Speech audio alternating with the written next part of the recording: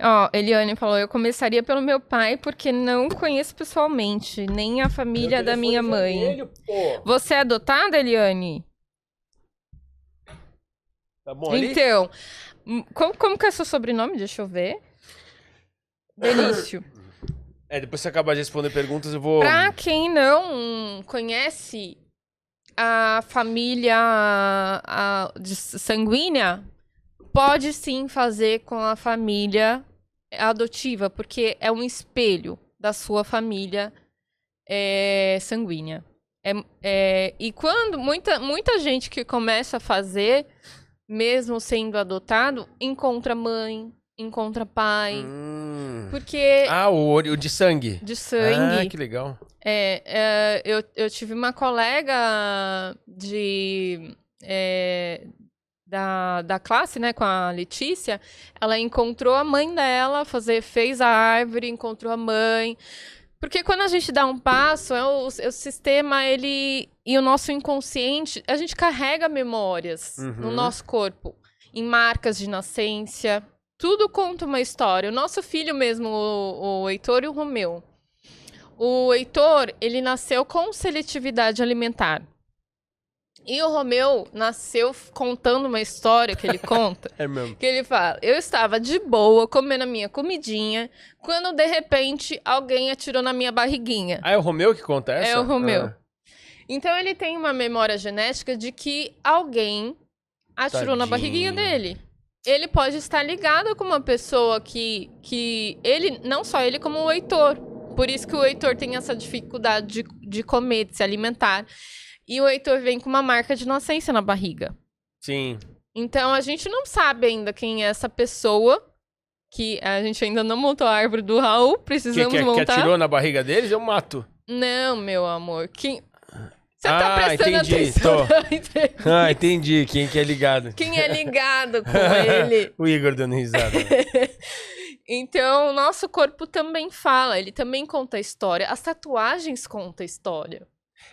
O próximo ponto era a tatuagem, mas pode ir lá, vai. Então, por exemplo, eu trago no pescoço, né, aqui não dá pra ver, um sol e o sertão.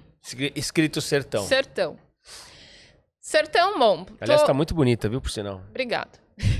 Sertão, minha família toda é nordestina. E eu tenho muito orgulho disso, né? Porque a história, né? Eu fui tão longe. A minha história é uma história de muita força, né?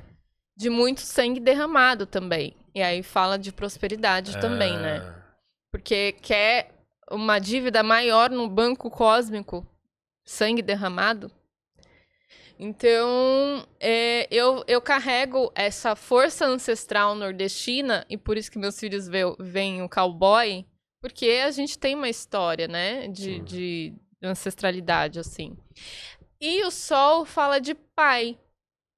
E eu vou dizer que para quem não tem pai, fique embaixo do sol, numa tarde, sinta o sol, põe uma água solarizada, bebe essa água. Sinta esse calor paterno do sol. O sol é pai. Eu faço muito isso, de sentir o sol. Porque o sol, ele é energia, né? E muitas vezes, a gente tá falando de prosperidade, né? Às vezes a pessoa não consegue ir caçar seu mamute. Por quê? Porque ele não teve o provedor do lar. A pessoa que ensinou ele a caçar esse mamute. Então, olhar também o que você precisa primeiro. Quando você me traz esse relatório e o seu motivo de consulta, eu não consigo prosperar. Vamos olhar para o pai, as doenças. As doenças, por exemplo, um câncer de mama. Quem não pôde ser amamentado, quem não pôde ser nutrido. Entendi. Entende? Tudo tem um porquê, Tudo tem uma ligação, né? Tudo tem uma ligação. E tudo tá na nossa árvore. Mas a questão da tatuagem, isso também é uma coisa que eu já questionei, agora é bom que você pode me ajudar. De novo, na minha cabeça é muito prático, como eu gosto de determinado desenho, aquilo representa algo pra mim, ou eu mesmo, as minhas, eu que desenho. Tá. E... Mas você tá falando de uma dor. Olha, por exemplo, a rosa. Você entende que simbolicamente ela tá muito vívida no seu subconsciente? Você traz a rosa na empresa e a rosa na sua perna. Uhum. Então existe uma dor aí. Engraçado. Você sabe que você falando é verdade? Sabe qual foi a minha primeira tatuagem? Olha que louco, é verdade. Na perna? Não. A do jogador de futebol, que eu tenho meus desenhos, eu desenho... Todas têm o mesmo estilo. E é o que simboliza um jogador de futebol. Que eu fiz em 2002, quando eu tinha acabado de desistir da minha... Eu como atleta. Entendeu?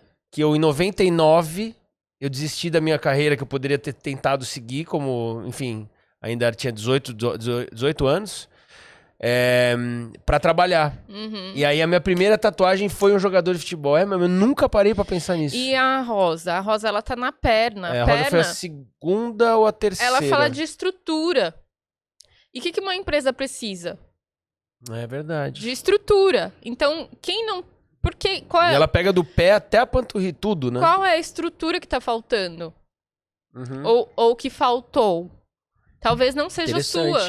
Uhum. Talvez seja de outra pessoa que não teve estrutura. Uhum. E você vem trazendo essa memória. A do braço, que foi a terceira, que é um yin yang infinito, que é justamente sobre equilíbrio, sobre um monte de... Yang. Boa. Yang, eu adoro Yang. Por quê? Porque fala das águas de cima com as águas de baixo. Fala do homem e da mulher. Do bem e do mal. Não gosto de falar bem e mal, mas... vamos falar da coluna da rigidez e da coluna da benevolência. Então, essa união... Todo mundo precisa. E quando você tatua o yin yang, talvez o seu feminino precisa ser trabalhado. O equilíbrio precisa ser trabalhado. Então a gente traz a memória genética. Bom. Por exemplo, a minha rosa, né? Eu descobri que meu avô se chama Rosivaldo e as minhas tias se chamam Rosa. O meu avô Rosivaldo adorava escrever. O que ele mais usava? A mão. Ele era canhoto, não por acaso? Não sei se era canhoto. Nossa, descobre. Mas... Imagina que louco se ele for. Mas eu trago ele aqui na minha mão. Caramba. Então, a tatuagem, ela também fala de uma história. E não só as tatuagens, os piercings também. E alguns pode falar de pai, de mãe. Nariz é pai, boca é mãe. Isso. Pode falar sobre abusos. Olha, ó, Igor, que você que tem no nariz aí. Que coisa. Então é muito legal. Então você, mesmo que você não conheça a sua história, dos seus pais, né? Você foi adotiva, você carrega em você.